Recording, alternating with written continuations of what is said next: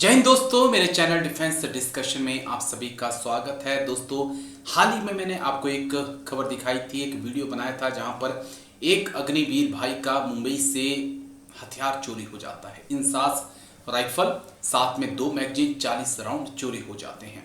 अब इस मामले को लेकर जो खुलासा हुआ है वो बेहद चौंकाने वाला है। लेकिन पूरा मामला है क्या, पहले वो समझ लीजिए, क्योंकि फिर हम बताएंगे आपको कि क्यों ये मामला इतना चौंकाने वाला है कि जिसे सुनकर आपके पैरों तले जमीन निकल जाएगी।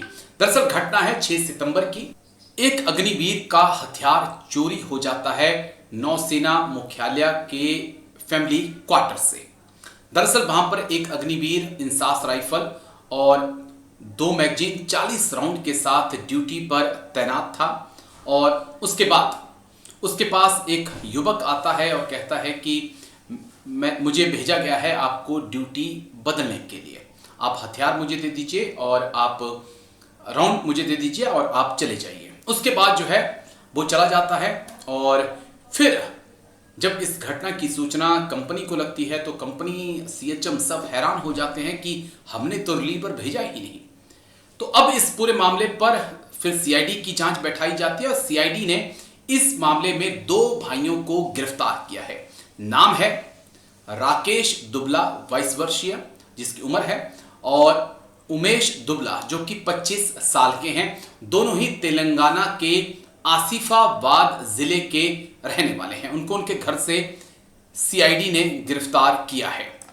अब जिस युवक को गिरफ्तार किया है, जिस युवक को राकेश दुबला जिसका नाम है, जिसे गिरफ्तार किया गया है, मजे की बात है कि वो भी अग्निवीर है। और इससे पहले वो 2024 अगस्त 2024 से फरवरी 2025 तक दक्षिण मुंबई में नौसेना क्षेत्र में तैनात था। यानी कि इसी जगह पर तैनात था और यही संतरी की ड्यूटी वो कर चुका था। इसी जगह पर वो ड्यूटी भी कर चुका था जहां से राइफल चोरी हुई। आप खेल समझ रहे हैं कि जिसने अग्निवीर को आकर ये कहा कि मैं आपका रिलीवर हूं, आपको ड्यूटी से चेंज करने आया हूं, और जो हथियार लेकर गायब हो गया, जिसका नाम राकेश दुबला है, वो भी अग्निवीर था और वो भी यहां पर तैनात रह चुका था। अगस्त 2024 से फरवरी 2025 तक दक्षिण मुंबई में नौसेना क्षेत्र में वो उसकी तैनाती थी। और खासकर यही वो क्वार्टर थे जहां पर वो आजे संतरी अपनी ड्यूटी दे चुका था। मुंबई में ड्यूटी देने के कारण वो इस इलाके को और ड्यूटी के राउंड से अच्छी तरह से परिचित था। उसको पता था कि कब संतरी अकेला रहता है और कब संतरी के साथ गार्ड कमांडर रहता है।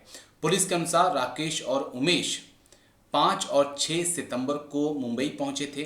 राकेश ने अपने आई कार्ड का इस्तेमाल करते हुए जो नेवी का कैंटोनमेंट है उसके अंदर एंट्री ली और ड्यूटी पर तैनात संतरी के पास वो पहुंचा।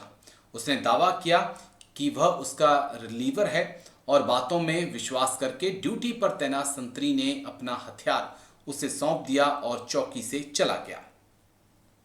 उसके जाते ही राकेश ने हथियार परिसर के बाहर फेंक दिया, जहां से उमेश ने उसे उठाया।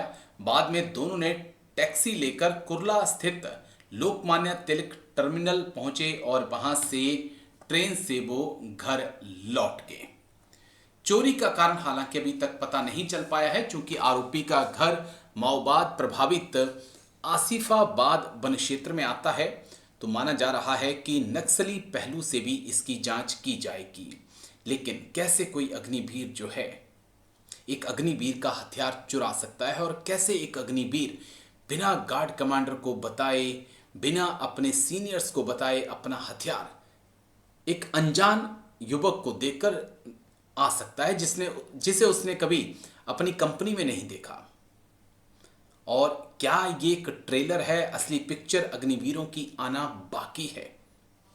क्योंकि सर्विस के दौरान अगर ऐसी घटनाएं घट रही हैं तो आने वाले वक्त में हालात और चुनौतीपूर्ण हो सकते हैं। कॉर्पोरेट पुलिस स्टेशन में एक एफआईआर रजिस्टर हुई थी, जिसमें कंप्लेन ये थी कि 2 लोगों ने, जिसमें से एक आदमी नेवी नगर कोलावा में अंदर गया और उनके एस्टैब्लिशमेंट से जहाँ सेंट्री ड्यूटी थी वहाँ पे एक नेवी पर्सनल की तरह इम्पर्सोनेट करके उसको ये बता के कि आपकी ड्यूटी ख़त्म हो गई है और आप जा सकते हैं, और उसके बदले ड्यूटी पर जाके उसने वहाँ से इंसास राइफल ली और 3 मैगजीन्स लिए और 40 लाइव राउंड लिए। और एट द सेम टाइम जो दूसरा आदमी था वो दीवार के उस तरफ बाहर रोड साइड में खड़ा था, और उसको उसने एक बैग में राइफल, तीनों मैगजीन और 40 राउंड करके उसको फेंका, और फिर ये भी बाहर निकला और दोनों वहाँ से निकल गए। क्राइम ब्रांच ने इसमें इन्वेस्टिगेशन करना शुरू किया। हमने 9 टीमें तैयार की थी, और बेस्ड ऑन ह्यूमन इंटेलिजेंस और टेक्निकल एनालिसिस हमें उनके बारे में पता चला कि ये तेलंगाना पहुँचे हैं। तो हमारी टीम रवाना हुई और उनको हमने येलकापल्ली गांव है आसिफाबाद डिस्ट्रिक्ट में, ये नॉर्थ ऑफ तेलंगाना में है और साउथ ऑफ महाराष्ट्र बॉर्डर, वहाँ से हमने दोनों को कस्टडी में लिया लेट नाइट, और इनके पास से इंसास भी जब्त हुई है, तीनों मैगजीन्स मिल गए हैं और 40 राउंड्स भी मिले हैं इनको।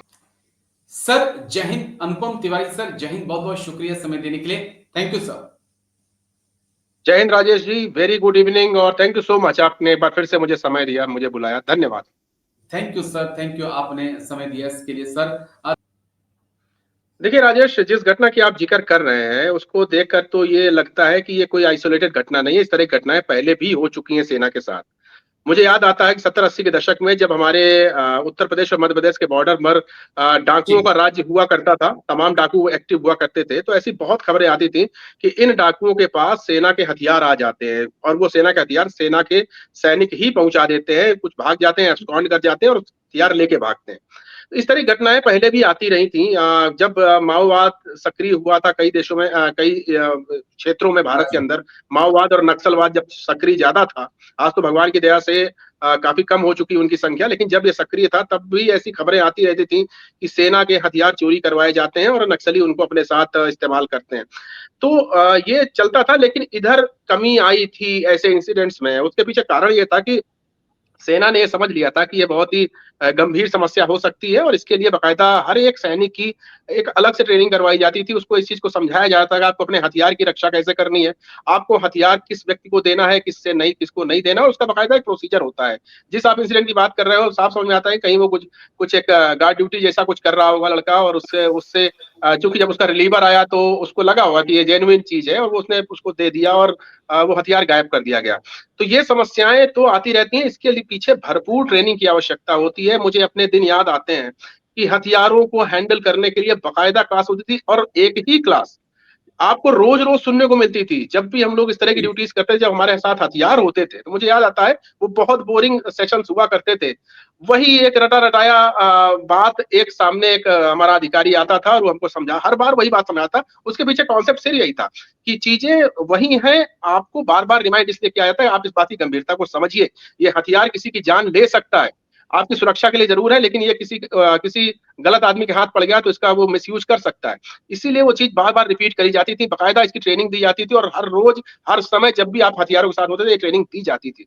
अब मुझे नहीं पता कि अग्निवीरों को इस तरह की ट्रेनिंग दी जाती है, कितनी बार दी जाती है, उसकी फ्रिक्वेंसी क्या है और कितनी गंभीरता दी जाती है। चूंकि मैं उस वातावरण में नहीं हूं, मैं नहीं बता सकता हूं, लेकिन अगर इसमें कमी आई है तो सरकार को, सेना को चिंता करनी चाहिए, क्योंकि ये एक आइसोलेटेड इंसिडेंट नहीं है, इस तरह की घटनाएं आगे बढ़ सकती हैं।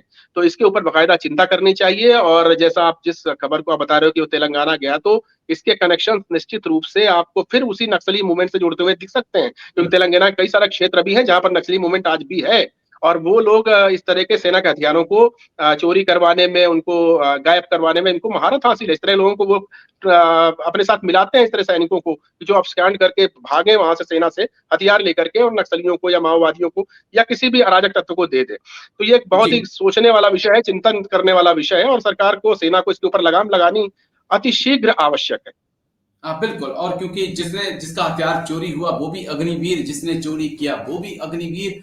और दूसरी बड़ी बात कि क्या अकेले अग्निवीर को ड्यूटी पर हथियार देकर खड़ा किया जा सकता है, क्योंकि आर्मी में अकेला संतरी नहीं होता, उसके साथ 3 संतरी होते हैं, गार्ड कमांडर होता है, तो वो 2 लोग कहाँ पर थे, ये भी सवाल है। मुझे लगता है कि शायद जब कोर्ट ऑफ इंक्वायरी होगी तो इसका भी जवाब मिलेगा।